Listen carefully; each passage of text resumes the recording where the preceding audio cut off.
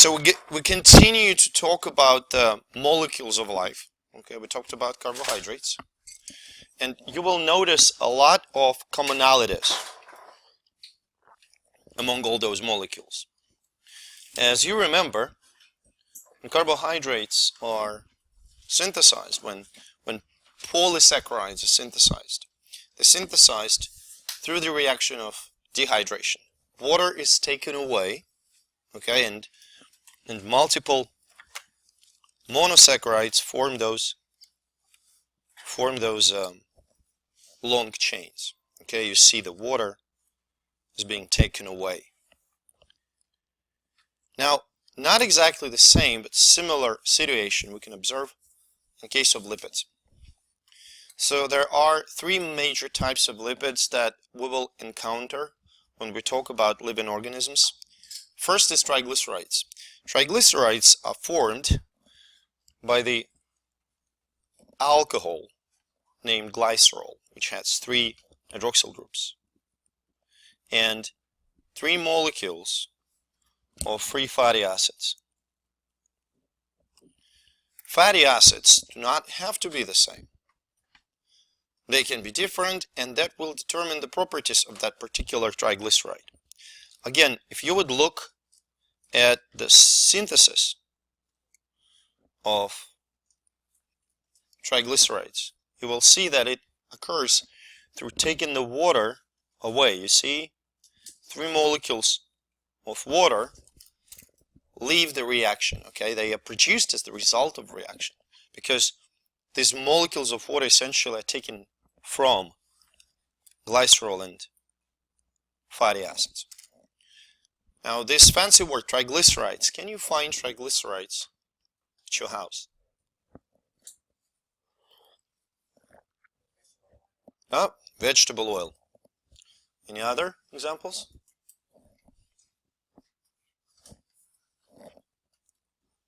What about butter? Yeah. Now, this is something that I want to highlight for you. Some triglycerides are solid, like butter. Some triglycerides are liquid, like vegetable or canola oil or any other oils. What determines the physical state is these chains of fatty acids. Okay? So the major function of triglycerides is being a source of energy. Although we talked, what is the primary source of energy for living cells? Which macromolecules? Okay, your body. Huh? Carbs, yes. But if you would look at the amount of energy you can recover from one molecule of lipids, lipids are better. Okay, that's why they're used mostly for storage rather than direct source. Well, bacteria don't really care. If they run out of carbohydrates, they can switch to metabolism of lipids. You will see that bacteria can utilize pretty much anything as a source of energy. Okay. Now, phospholipids. It's another type of fat molecule. Now, this is composed of 1 molecule of glycerol again, 2 molecules of fatty acids, and 1 phosphate residue. Anyone remembers or can tell me what is the main and probably the single most important function of phospholipids? The cell membrane, yes. In virtually every living organism, phospholipids form cell membrane. Why phospholipids? Now let's talk about the properties of lipids overall.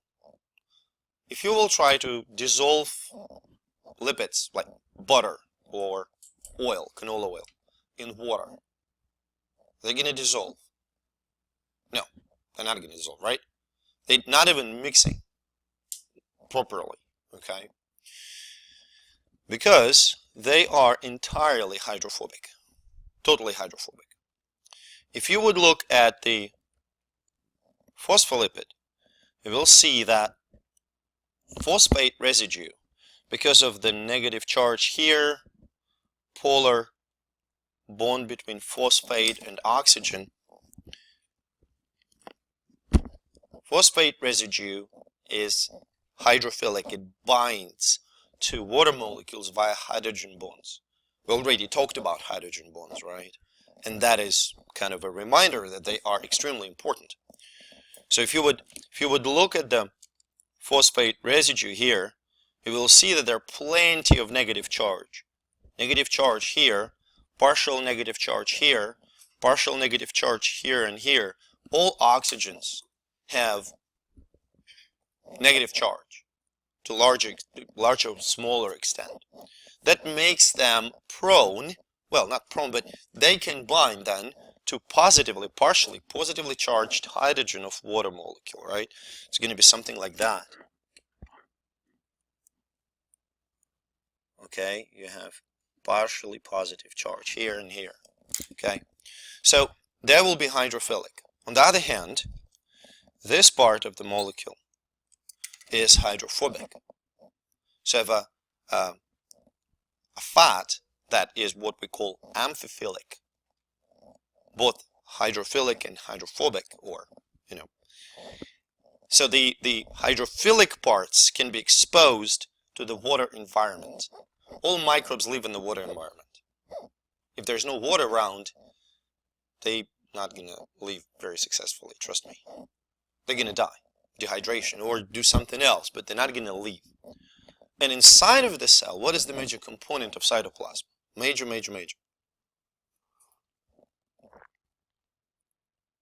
component of the cell interior content. Water, yeah. So it's water outside, water inside. You got to have something hydrophilic. So this is your hydrophilic stuff, right?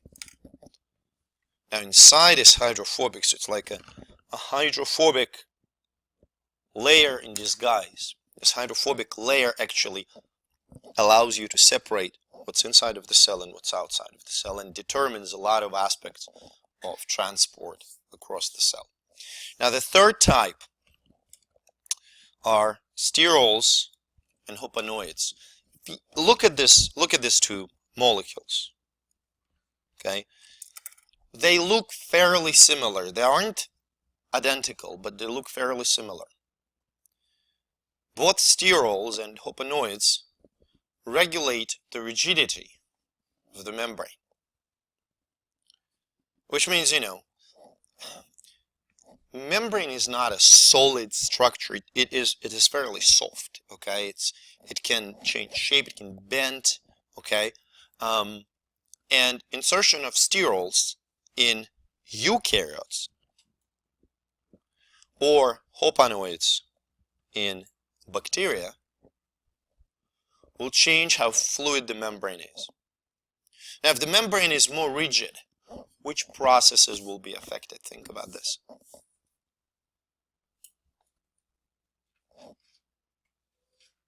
Some parts of the membrane are going to be tougher, kind of. Some other parts are going to be softer. What it can affect? Any ideas? Structure. Yeah, it can affect the cell structure, okay? The shape of the cell. Something else. Okay, let me put it this way. If you have a line of people that just stand next to each other, and another line of people that hold each other's hands, which line will be easier to break through? Just standing next to it. Okay, so that's transport across the membrane. Does that make sense? If membrane is more rigid, compounds would have more problems crossing it. Okay, so that also regulates. Make sense? Now the third type of biological molecules that I want to talk to you about, proteins. They are composed of 21 different amino acids. In previous biology courses, you may have been told that they're composed of 20. Now, that the 21st amino acid was discovered something like 25 years ago. So, and it was not very, widely publicized, let's put it this way. Some of the amino acid examples shown in this table, you can see that all amino acids have something in common. If this part with carboxyl group, amino group, and alpha carbon atom, that this part they share. They all have the same part, like a core.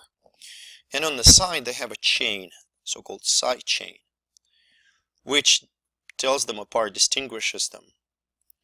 You see that side chain for serine will be different than the side chain for cysteine. Does that make sense? Now this is what defines the structure of the protein. How? Proteins are composed of multiple amino acids. The example of the reaction is shown here. You have two amino acids, and through, again, reaction of dehydration, these amino acids form peptide bond between the carbon of carboxyl group of one amino acid and nitrogen of amino group of another amino acid. And you can see that water is taken away, right? Now, these are side chains. Well, imagine that these side chains can be any of 21. Some of them are going to be extremely polar, like extremely polar. For some reason, actually, asparagine, lysine, glutamine are pretty hydrophilic polar side chains. On the other hand, you have amino acid like alanine, and there are others that are have hydrophobic side chains. These side chains interacting with each other will determine the whole structure of the proteins. So what happens? Protein has several levels of structural organization. Primary structure is the sequence, okay? Which amino acids are going to put together. Okay, like parts of the Lego pieces stuck together. Depending on the side chain, those amino acids, that sequence, that chain, may assume different shapes. Secondary structure can be of alpha helix or beta sheets. Okay? They can be non-structural fragments, but usually it's alpha helices and beta sheets. And then those alpha helices and beta sheets will fold all together into the globule. For many proteins, the tertiary structure is the last level. Okay, the globule, and that's it. That's one molecule. Some proteins, though, consist of several globules. Does that make sense? There's one protein in the human body that I guarantee you all know about. It consists of 4 different protein globules.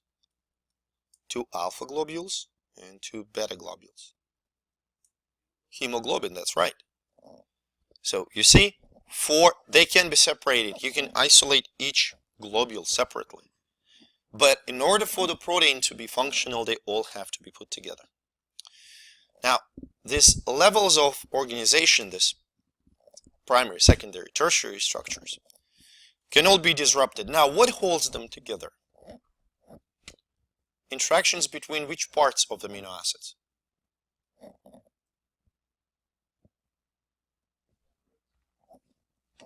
More generalize.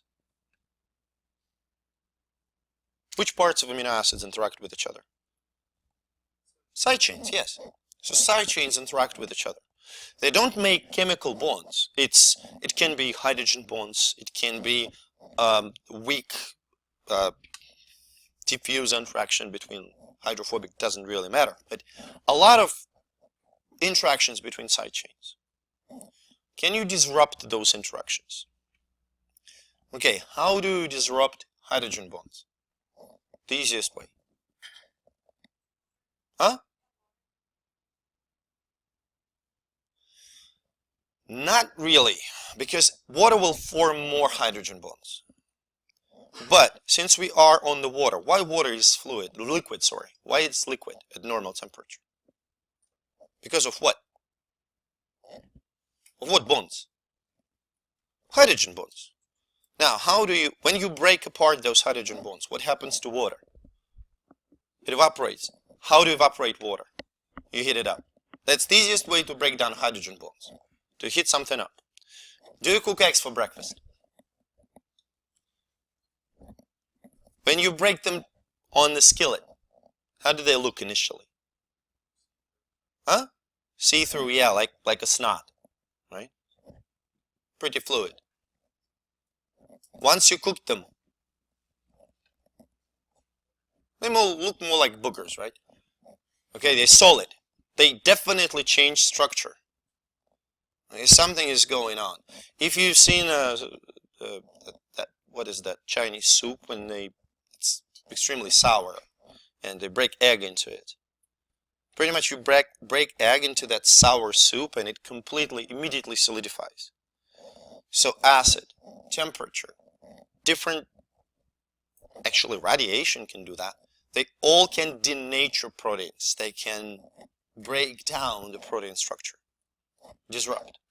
One of the best examples, I still remember it from college times, so it's been what, 17 years ago.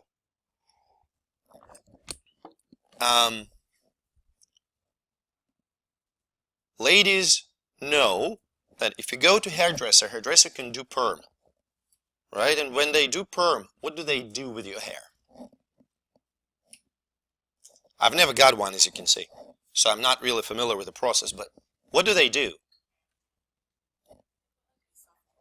Huh? Chemical. With chemical, right? And usually apply some heat. They denature keratin in your hair. Keratin and collagen, actually. That's what they do. They denature proteins. And whether they make your hair curly or they straighten them up, if they are curly, what happens to them, to your hair after a while? They go back to normal, right? So actually proteins can renature. This is something really important to remember. Proteins can change, structure can denature, sometimes can go back and assume the proper structure. Now, structure, what is it linked to directly? When we say structure, structure determines what? Function, very good. So, if structure is not right, function is not right, right? If protein is not shaped correctly, it's not going to work correctly. It's important to remember because when we talk about microbes and the enzymes that they have, if we think about, if we can destroy the enzyme, we can destroy the certain function. If we can denature all the proteins in the cell is going to die. And it's important when we think about microbial control. Okay, like when we clean something up. The fourth big molecule is nucleic acid. You have two types, DNA and RNA. This is your DNA. DNA consists of 4 different nucleotides, A, T, G, and C. And the unique feature of them is that they pair in a complementary fashion. A always pairs with T and G always, so A always pairs with T and G always pairs with C. Now that means that one strand of DNA can carry all the information you need. What is the DNA function? Yeah, it codes for virtually all the genes. And those all genes, they represent all traits that you have, that you potentially can have. That's important. We'll talk about it. Okay? All genetic information is stored in these two strands of the DNA. It makes sense? Why two strands? Why not one? One strand will keep all the same information. Why two strands?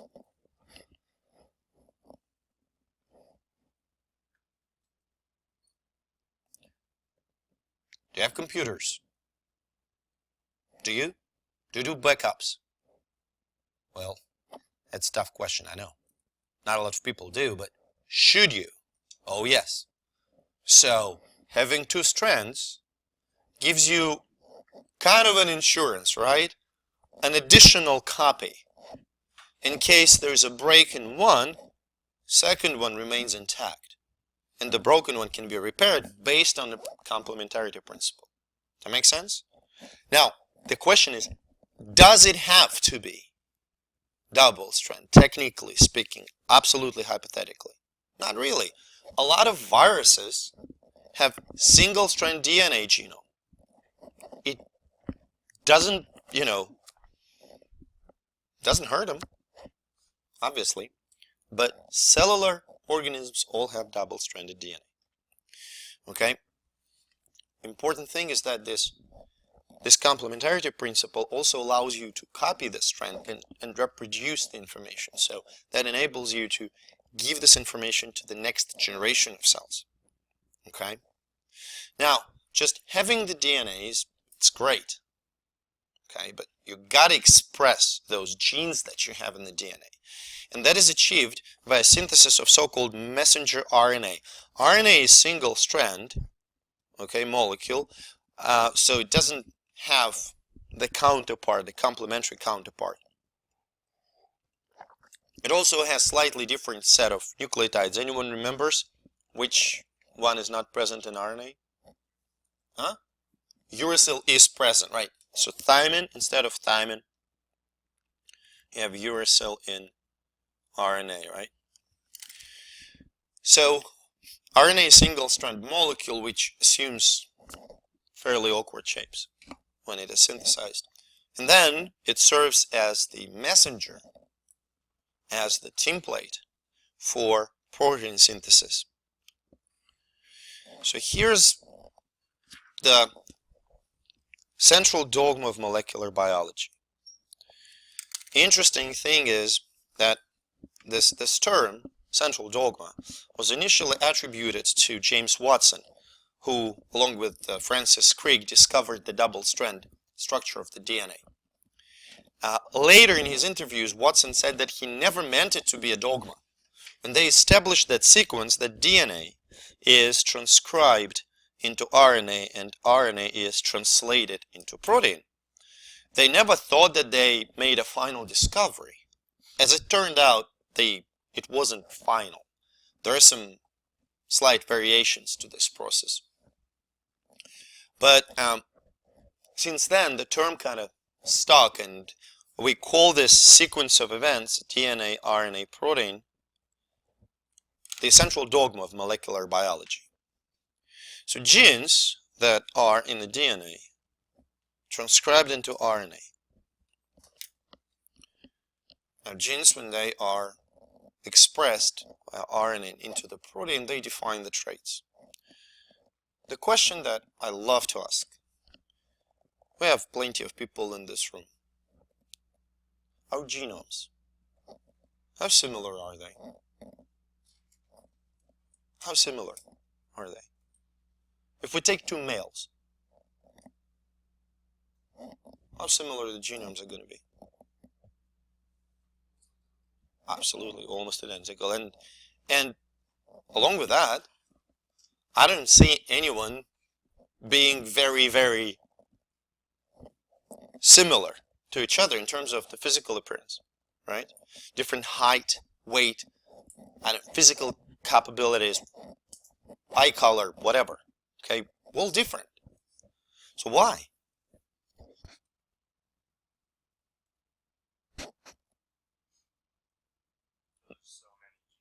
So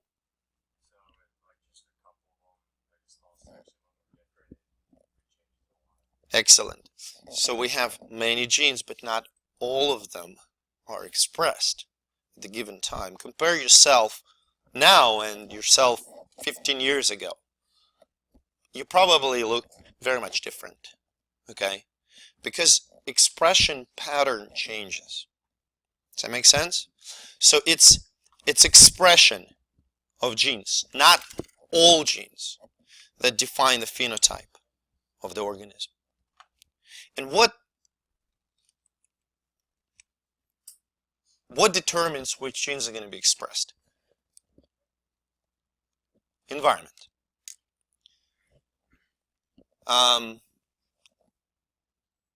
Do you respond to environment?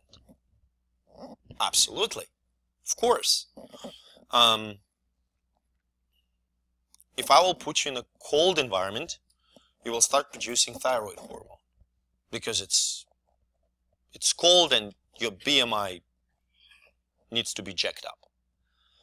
But the problem is that we are reproducing slow. So change in the gene expression, like a long-term changes, are not easily observed in humans. What is the generation time for humans? How long is the generation? What is considered to be generation time? Roughly. When we say like 2 generations passed since blah blah blah.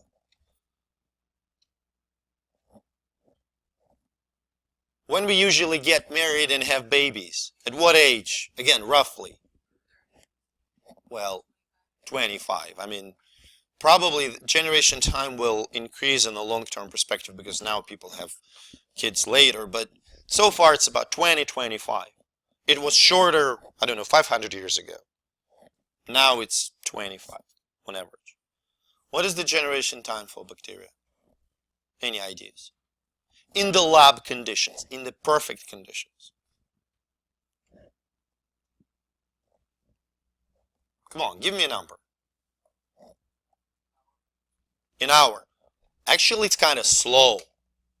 The E. coli is about 20 minutes. Campylobacter jejuni, 13. It's the fastest replicating bacteria. There are some that take several days. They can be very, very slow, but 20 minutes is kind of a interesting time. Just to give an idea, if we start with 1 cell, in 10 hours, we have 1 billion cells. Well, slightly more than 1 billion. It's crazy. Seriously, it's in 24 hours, we have generation time of 15-20 minutes. If bacteria would have unlimited resources, we could have like a pound of bacterial cells from 1.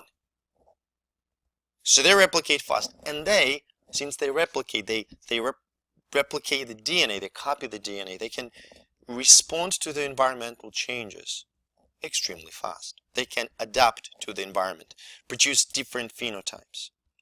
Does that make sense?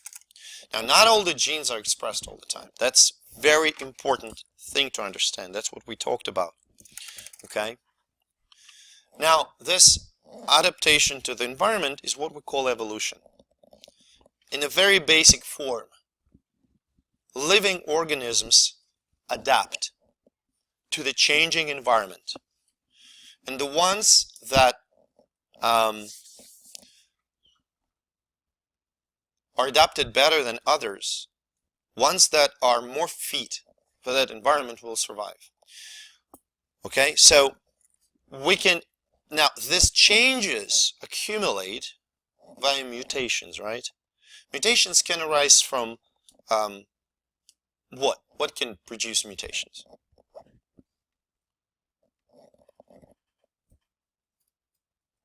What can produce mutations? In bacteria, for example, or in human, doesn't matter. What can produce mutations in the DNA? Huh?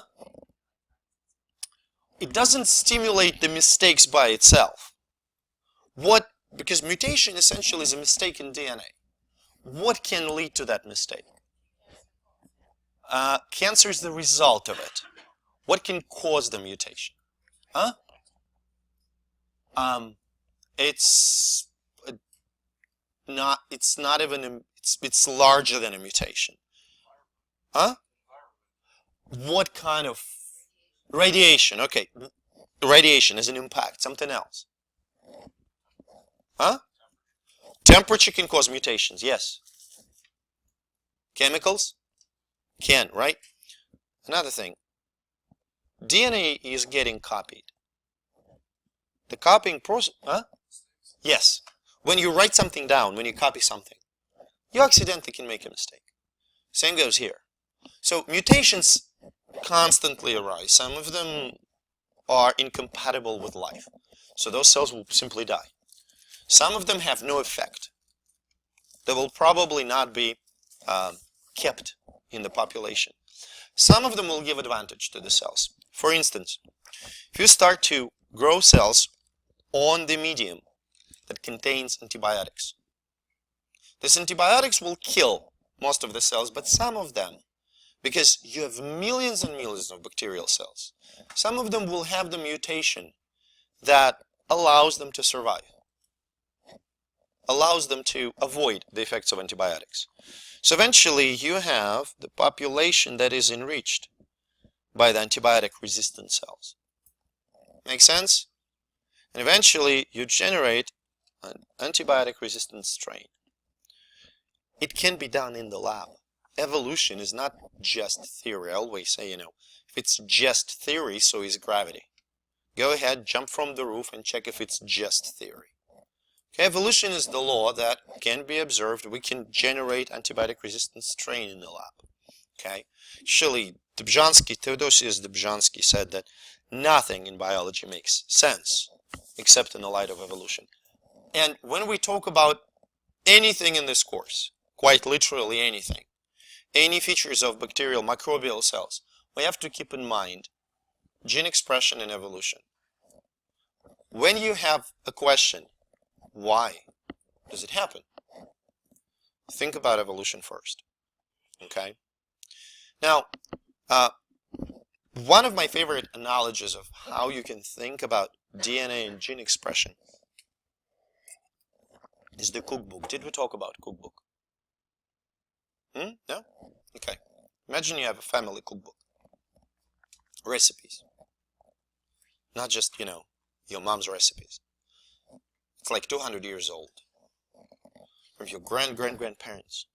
Some of them are handwritten, some of them are on the typewriter, some of them are on the printer. Thousands and thousands of recipes. Of all different kinds of salads, entrees, desserts, anything. Okay? That's your DNA. It's this huge, it's gigantic. Okay, big book. Now that's your family treasure. And now you have to cook, you want to cook a dinner for guests.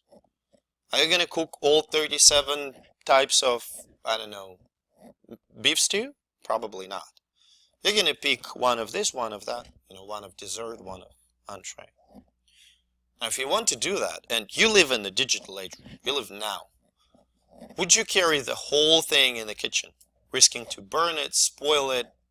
No. What you going to do? Yeah, well, I would use my phone. Just snap pictures of the recipes that I want to cook and then read it from my phone, right? So that picture in the phone is the mRNA. Just few genes, just few recipes, okay? And then the food, the apple pie or the beef stew, is the protein that you produce. That's what you make. Does that make sense? Think about this. This is why we do not have all genes produced at the same time. It would be a mess. Any questions on the introductory part? Because that is kind of finished the introductory part. No. Okay. Microscopy. I think how we're going to do it time-wise. Okay, we'll figure it out.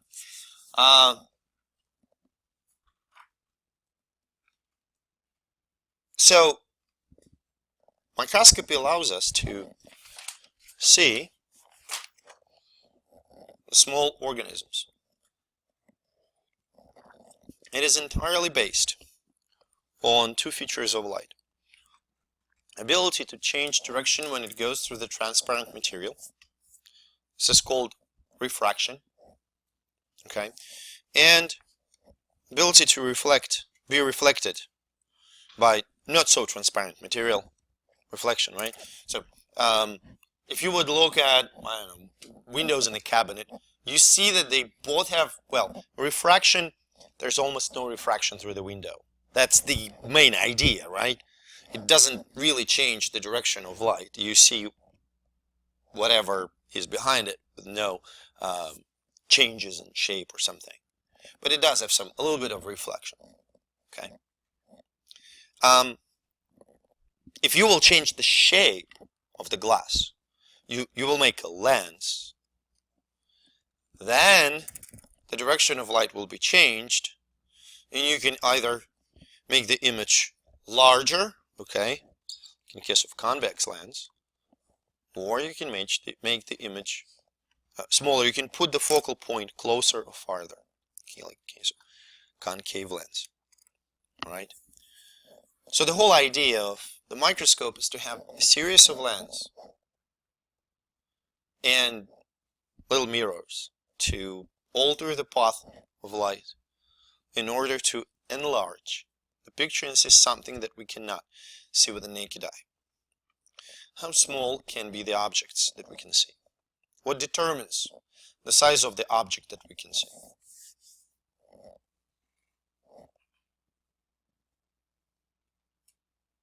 Can we increase the size of the image indefinitely and see the smaller and smaller objects using the light microscope? No.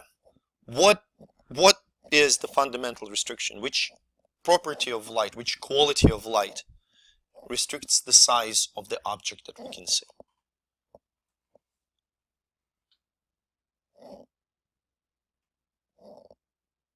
The wave length, yes, the wavelength, or frequency, because they are kind of opposite. The higher the frequency, the shorter the waves. Does that make sense? Well, you can see, what if we will continue, and the shorter the wave, the smaller objects we can see. So say red light, which has a longer wavelength, will allow us to see objects of only about like 500 nanometers, something in that ballpark, 600 nanometers maybe. If you shift towards the blue light, you will have an opportunity to see something with like 300-400 nanometers. Does that make sense? Smaller and smaller and smaller. Well, you can say, why don't we just reduce the wavelength and continue to, increase resolution? Why can't we do that? What happens if we reduce the wavelength? We go from red through yellow, green to blue, and then? Huh? Why? Why? Yeah, because visible UV is going to be there. We just can't see the UV. We can get all the way down to gamma rays. We can't see them. Does that make sense? That's why we can also see the certain size of the object with the light microscopy. So there are three major features of microscopy, three major qualities that tell us how good the picture is. Magnification, how big the object is. Right? Magnification does not mean that the picture is good, because for good picture, you gotta have a good resolution. Okay? So magnification is how much bigger the picture is going to be. Resolution is how,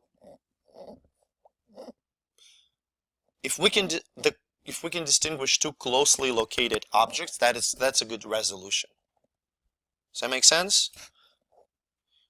So like I can distinguish two pieces of blinds right there in the window. It's a decent resolution. You move them farther, I won't be able to do so. If I would be more nearsighted than I am, I wouldn't be able to do that. Like with my left eye, no, I cannot see those parts of blind. So resolution of my left eye is not perfect. Okay. And contrast. The difference in, say, darkness, okay, between different parts of the picture. That's an important feature because if you think about it, when certain part of picture is dark, what does that mean? What happens to the light in that part of the picture? Does it go through that part of the picture? Not really, right? It's absorbed. So denser parts of the object will look darker, right? Now, as we mentioned, bacterial cells, microbial cells, what is the major component of them? Which molecule? Which chemical is the major component of all cells? Very simple. We are about water, yeah. It's about water.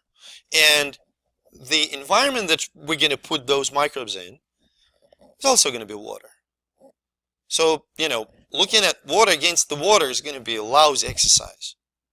And those organelles, parts, parts of the cell that are denser than water, they're not really like heavy dense, okay? So contrast of living specimens is going to be not far from perfect, trust me. So we'll have to think about ways to increase the contrast of the image. Okay. Now the microscopes that you're going to use, conceptually the same as this one. This one is a little bit more fancy, okay, but yours very capable and have a lot of options.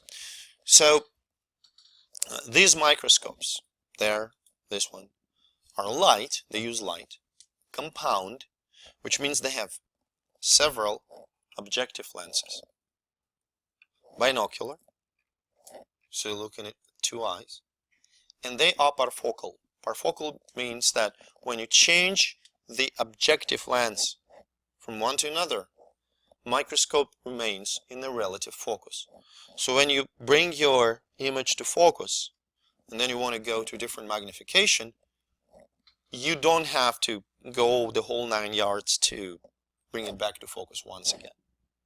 You're going to see your picture. Okay? You have to adjust, but not a lot.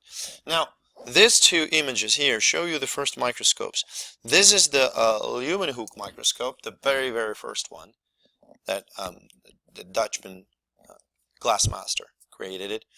And this is the microscope invented by Robert Hooke. So Hooke looked at the cells, cork cells. Okay, he never linked cells and life, but he was pretty much the first who just observed those cells. Right, and you can see that microscope invented by Hooke, it's of course quite different from what we have now, but conceptually it has all the parts. Okay, and the parts of the microscope is what I want to talk to you about here.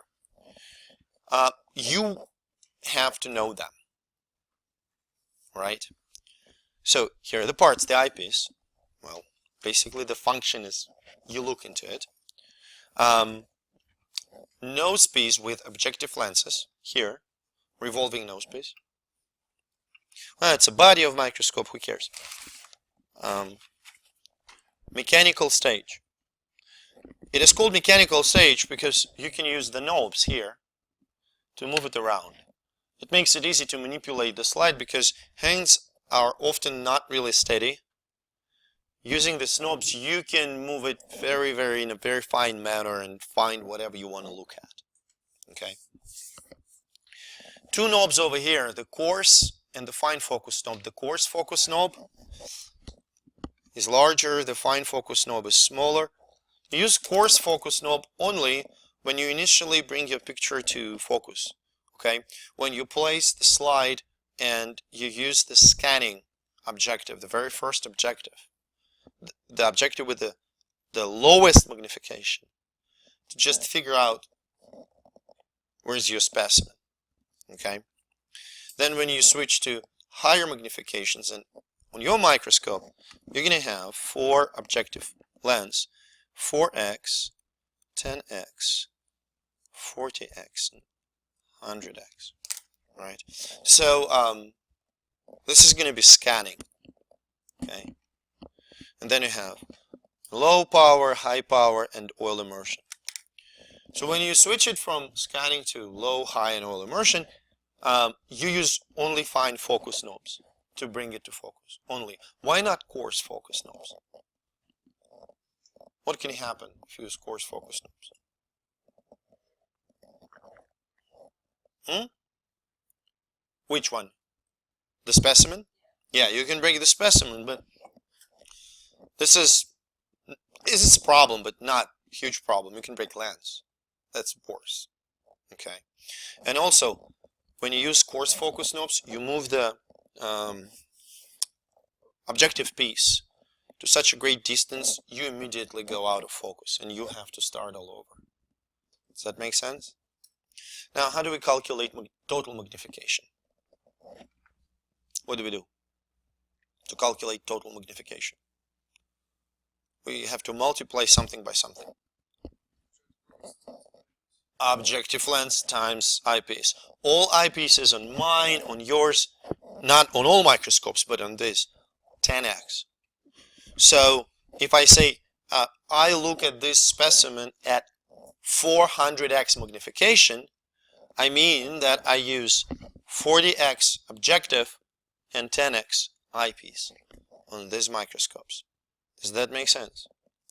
Now here you can see the light source, simple lamp, and there's a condenser.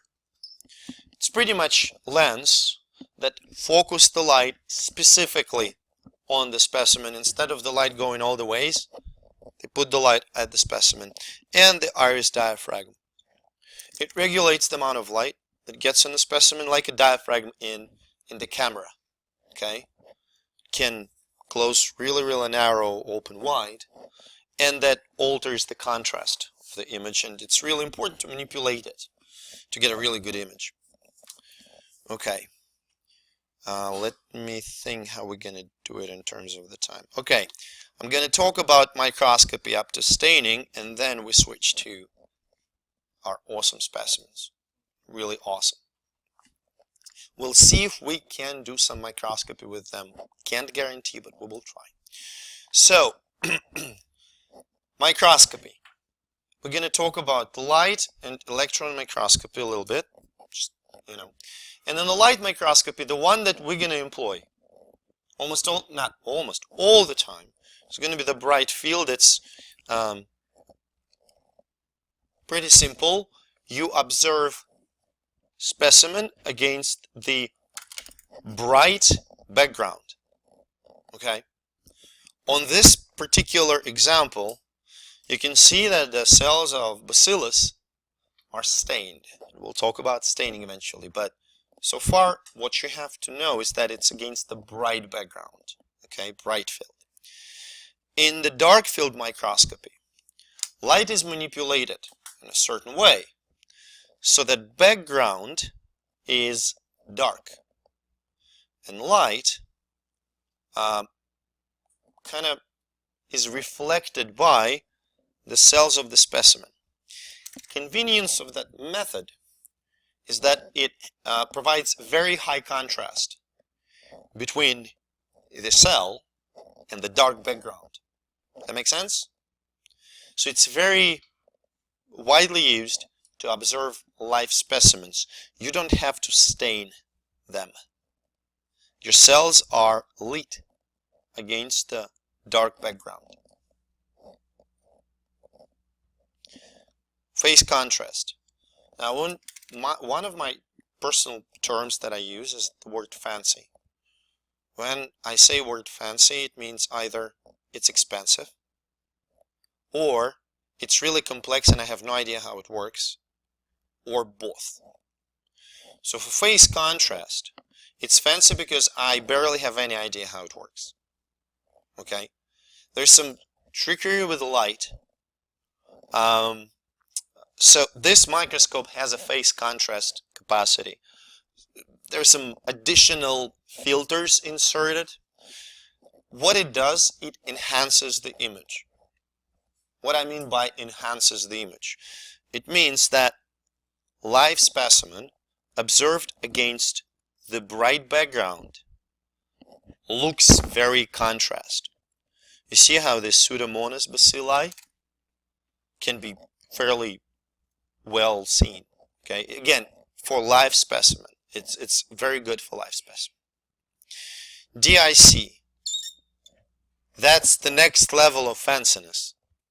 Again, some light trickery allows to produce images with a very high contrast where cells appear to be kind of in 3D condition. Does that make sense? They look like they are 3D. Okay.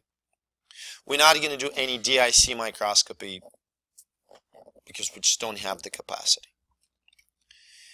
Fluorescent microscopy employs stains, fluorescent stains, special chemicals that light up if you, how to say it, focus some fluorescent UV light on them. If you ever went to, you know what the black light is, right? You know, like you put the t-shirt that has nothing on it, you get the black light and there's some picture on it. That's fluorescent. That's just fluorescence. So in fluorescence microscopy, you apply special stain that when it's highlighted with a UV light will produce fluorescence of different sorts. It can be green, it can be red, and it can be yellow. The advantages of fluorescent microscopy is that, first of all, it allows you sometimes to see very, very small cells. Mycoplasma, for example, it's the smallest independently living cell. Good luck seeing it in a light microscope, regular light microscope. You pretty much will not be able to do that. But if you apply special fluorescent stain, those mycoplasma cells will start to light up in green, and you will see green dots. Does that make sense? If you stick fluorescent probe, the chemical that lights up in the UV light, to an antibody that's specific to certain microbe, you will tell them apart. You can say, oh, in this sample I have E. coli, but not in this sample because I have fluorescence only here. So that allows you, actually immunofluorescence is used in the diagnostic approaches in a clinic to stain living specimens, okay, and see if there are some specific microbes, say in the sputum or in the blood. Confocal microscopy, fancy in both sense. It's expensive and it produces the 3D image. Now, the image here is quite lousy and does not give you a perception of what confocal microscopy can do. But essentially, what it does, it takes slices, quote unquote, of specimen. It changes the focal plane, okay? So, you know, like a tomography. If anyone ever went through MRI, in MRI they can produce pretty much the 3D image of the body part and the whole body, because they essentially take slices of your body and image each slice and then put them all together. Confocal microscopy does exactly the same, okay? It reconstructs those slices into the 3D image, okay? And finally, 2-photon. Now, when I worked in Louisiana, a department purchased a 2-photon microscopy setup. It allowed us to see in 3D cells going through the blood vessels in the live mouse. It was terrific. Also cost us $250,000 to purchase that. Yeah, to purchase that piece of equipment. So I don't know anything about trickery. It uses laser. That's all I know. Okay? And it produces excellent images. Usually 2-photon microscopy is used for thick specimens. When you need to look at something in a living organism, or you have a thick layer of tissue, for example. Okay, now that's light microscopy. Electron microscopes. We're going to be talking about transmission and scanning. Conceptually, electron microscopy does not differ very much from light, honestly. The only difference is that what are the light particles? How do we call them? Anyone? Photons, right? So use photons in the light microscopy. Use electrons in the electron microscopy. And what you can do is to let electrons to go through. In this case, you get transmission. So you can see the internal structure of the specimen. You cannot tell the shape of the cell. Does that make sense? Like, you have a stick of salami, you cut it across. You look at the cross section. Can you tell how long it is? No, you cannot. That's transmission. Okay? You can see what's inside.